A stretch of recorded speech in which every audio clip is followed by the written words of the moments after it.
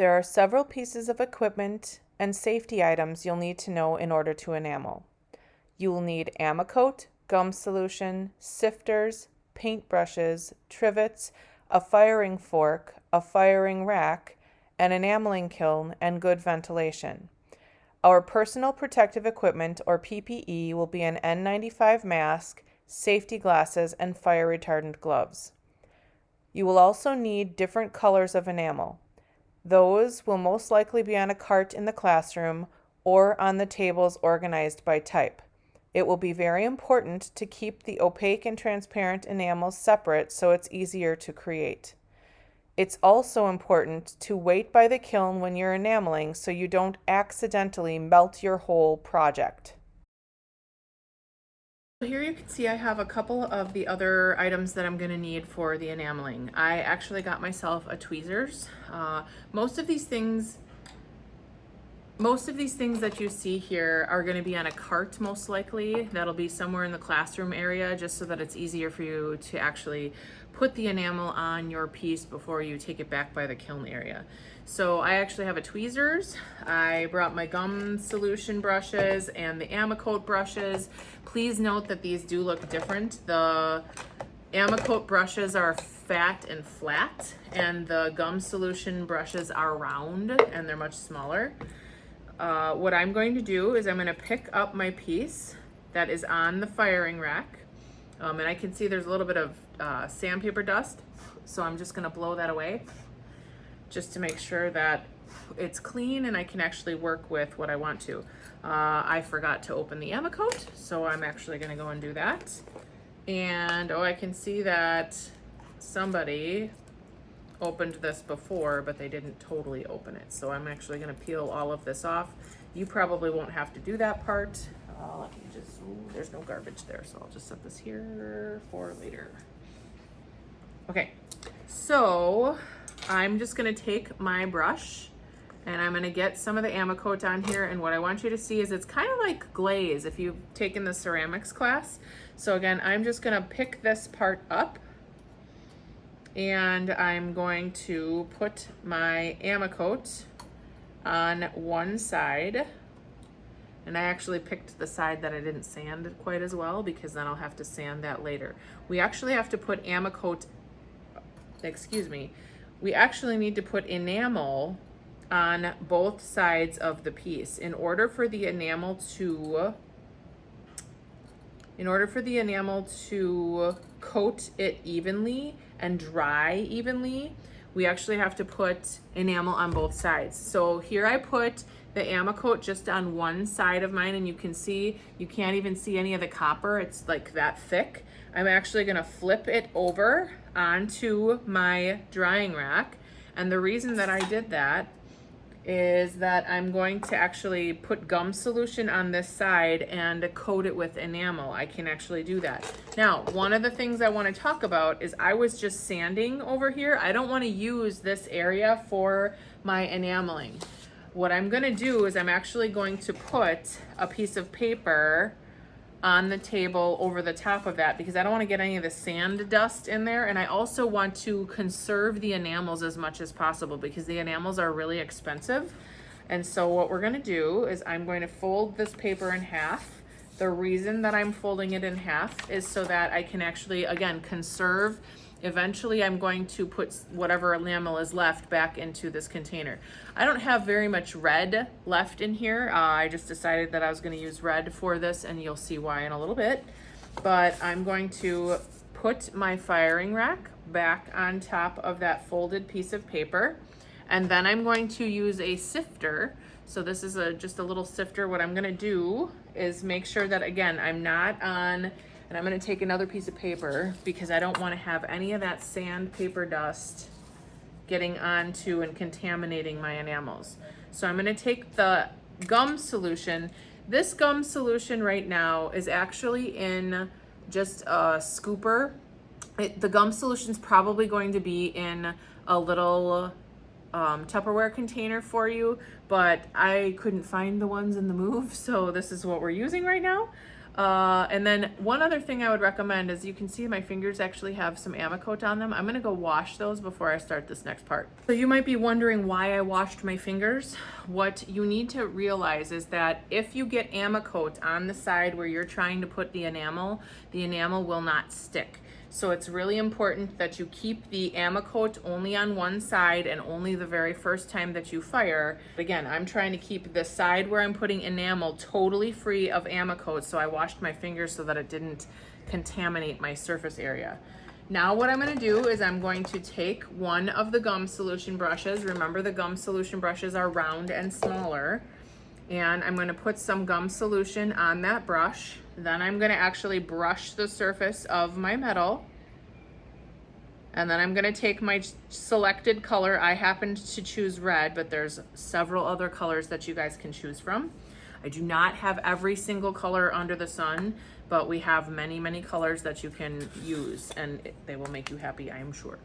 So what I'm going to do is I'm actually going to take and dump the red enamel powder into my sifter, and then I'm just going to tap the sifter to get the enamel on my piece. And I'm actually gonna pause the video here for a minute just so that we can go closer so that you can see the correct amount of enamel to put on your piece. So I'm gonna take the sifter and I'm gonna hold it, it's just a few inches above my piece, and I'm actually just gonna tap with my finger the sifter in order to allow the enamel to coat my entire piece, and I want to make it as even as possible.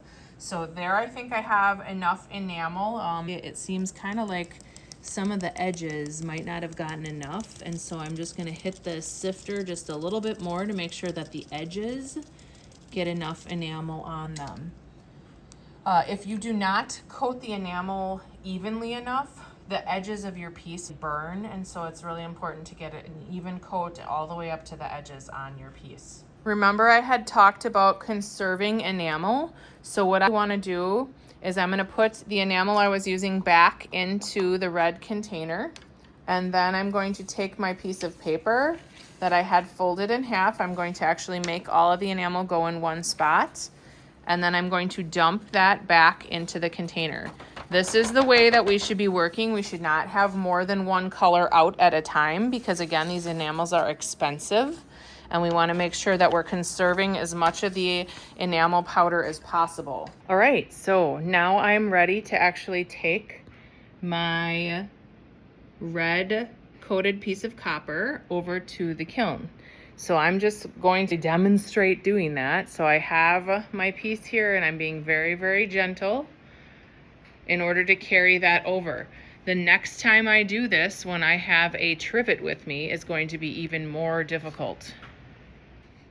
So I'm just putting the piece down on a fire brick, and I'm gonna let that sit for 10 minutes. So here you can see I have my piece that I coated in the red enamel, and I have it sitting next to the kiln. You probably have to sit it there for about 5 to 10 minutes. It's until the gum solution is dry. We don't want the gum solution to boil when it's in the kiln, because what will happen is it'll actually make pock marks or holes in your enamel. And you really want like a nice, just glossy surface, sort of like what you can see on a pair of glasses. You can actually just see it's really nice and smooth. And in order to do that, we need to make sure that the gum solution is totally dry. This is the enameling kiln. And you can see it's actually at 1595, if you can read that small. When I open the door, some of the heat is going to come out, and so we actually set it a little bit higher than the temperature we really need, because once we start firing a bunch, the temperature is going to come down, and it's going to need that to compensate. But I just wanted to show you how orangey red this kiln does glow. And so I'm just going to shut that. Again, I have my fireproof gloves on, and I also have my safety glasses on just for this section. When I actually go to fire this, I'll use a firing fork. Underneath the cabinet down here is where the firing forks actually are. Made kind of a lot of noise, but obviously I'd want to keep the glove on as I'm going inside here with the firing fork, and then I would want to go kind of quickly and put it on this brick that's next to it on the counter. And again, you're gonna shut the door as soon as you're finished, and hopefully you notice the temperature did go down quite a bit. It does pop back up because again, it's still heating inside there. It went down pretty significantly when I opened the door, but it should actually come back up and therefore melt the enamel that you need it to in a moment. Once I think my piece is dry, I'm going to check the temperature of the kiln. I can see it's higher than 1550. I am going to put it in and it's going to lose a little bit of heat, so that's okay. So I'm going to pick my piece up with the firing fork very quickly. I'm going to open the kiln and put my piece in, and then I have to sit and wait for about 2 minutes for my enamel to melt. And when my enamel melts, it really should be super glossy. And I'm gonna take my safety glasses off so that I can show you. It should be as glossy as a pair of glasses. So really nice, shiny, smooth, or if anybody has done a piece of ceramic work, it would be like the glaze that's on the surface of your pot. So I would suggest that you guys try a sample piece. And part of the reason for that is so you actually practice what we're doing. And I'll show you the reason why in a little bit. So I'm just going to check my piece. I can tell it's melted, but it's not quite done yet. And I know I didn't open the kiln enough for you to see that, but I could actually see inside from where I was. So you're just gonna have to trust me. I'm kind of impatient right now, but I have to wait for my piece. I could set my phone timer, but it's actually recording for you. So I've waited my 2 minutes, and now what I'm gonna do is open the kiln and put my piece on this fire brick. So I'm just gonna open the kiln, and I'm gonna very quickly and carefully take my piece out, and I'm going to put it onto that fire brick. Now remember, I did red, right? So what I want you to see though is when you take your piece out, it actually changes to black. And the reason for that is probably because red is so far on the bottom of the color wheel that it's a very, very dark color that when it gets hot, it actually turns black. What I want you to notice here is that as the time progresses, that red actually comes back. So you don't need to freak out if you use red. What happens is the red is black when it first comes out of the kiln because it's so hot. And then after you wait for it to cool, once it's cool, it will actually be the red that you wanted again. One other thing that you're gonna wanna do is I can actually still feel heat coming off of my piece. I don't wanna touch the firing rack or my piece while it's still so hot. Again, you can just hover your hand and you can feel the heat rising off of it. You want to be very careful so that you don't burn your fingers while you're doing this. And hopefully you can see it's getting more and more red as the time passes and it cools more. One of the things you do need to be careful of is not putting enough enamel on your piece. Here I accidentally fired the red a little too long and it actually stayed black because I fired it way too long and the enamel was not thick enough. Now that the piece is cool, I want to show you what the back looks like. So when you take your piece out of the kiln, it should look something like this. The Amacoat will actually just fall off, and then you have to sand all of this fire scale. That's what this black stuff is called. It's called fire scale. It's what happens when you put a piece of metal into the fire. It gets this black soot on it, and it's what happens when the metal oxidizes from a flame. And this is what the Amacoat looks like. Some of it has already flaked off.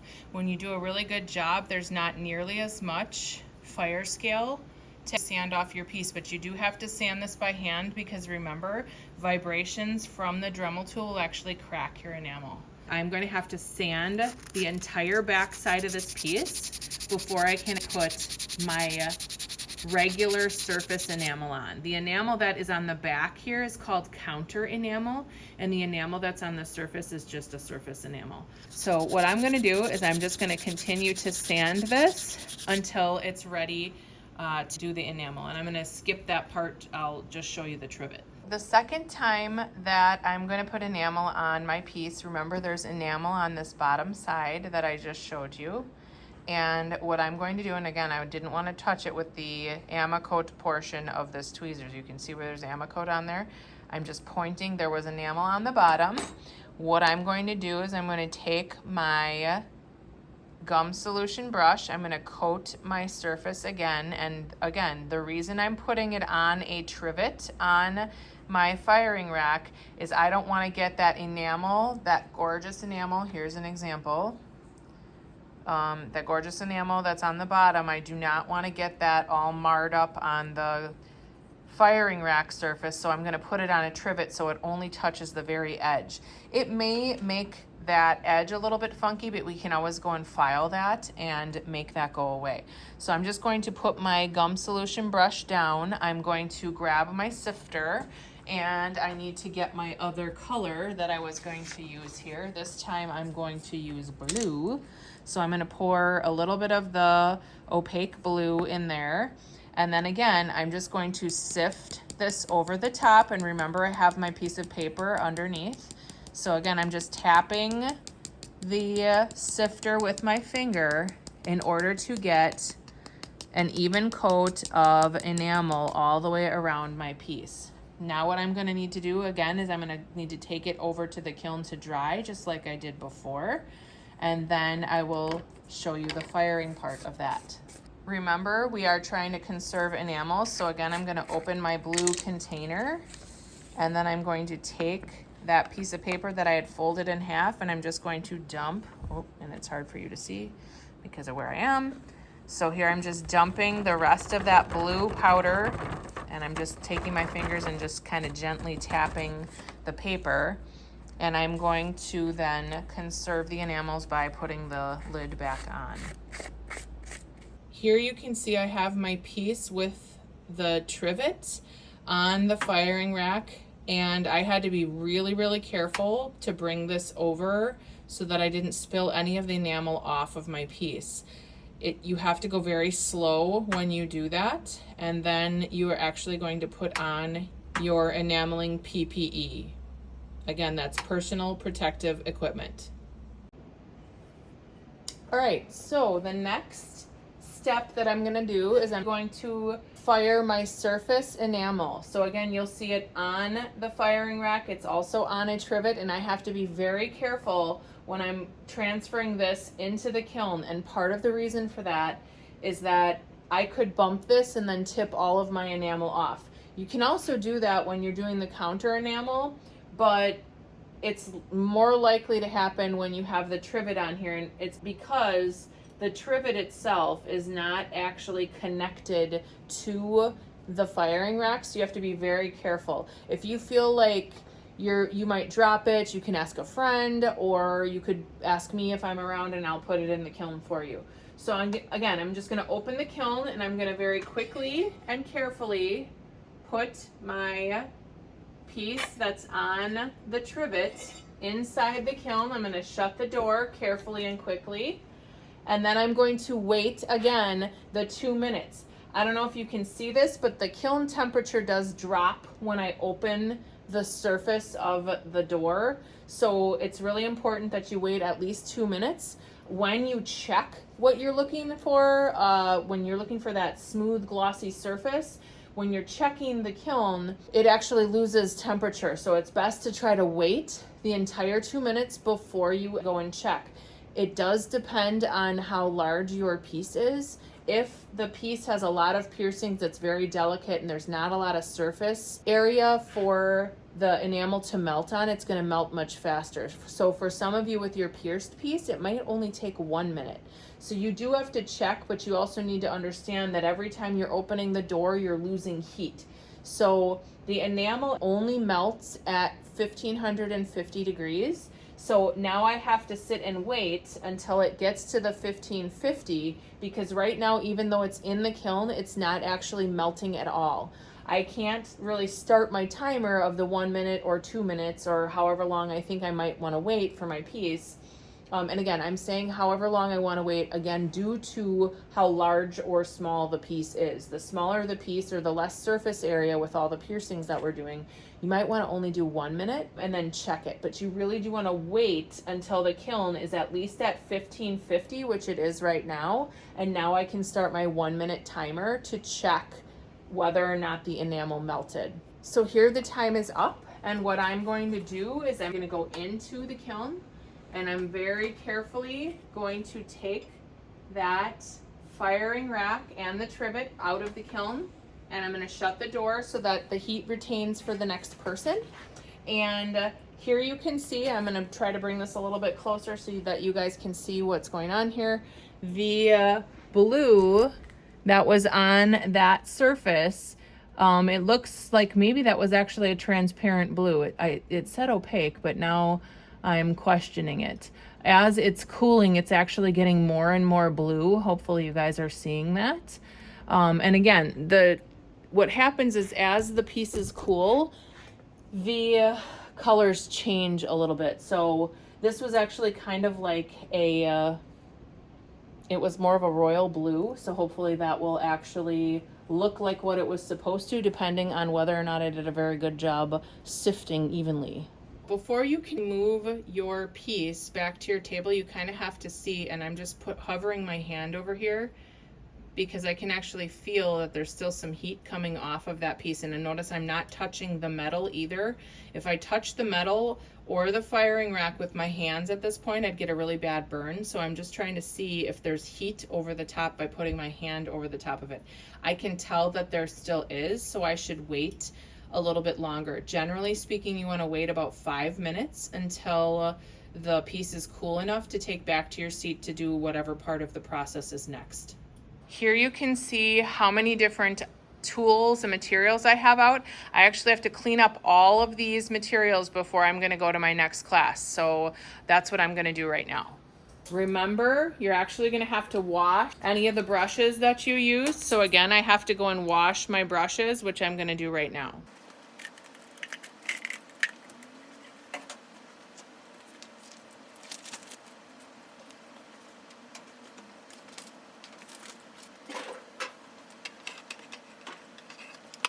When your piece is finished, it should look something like this.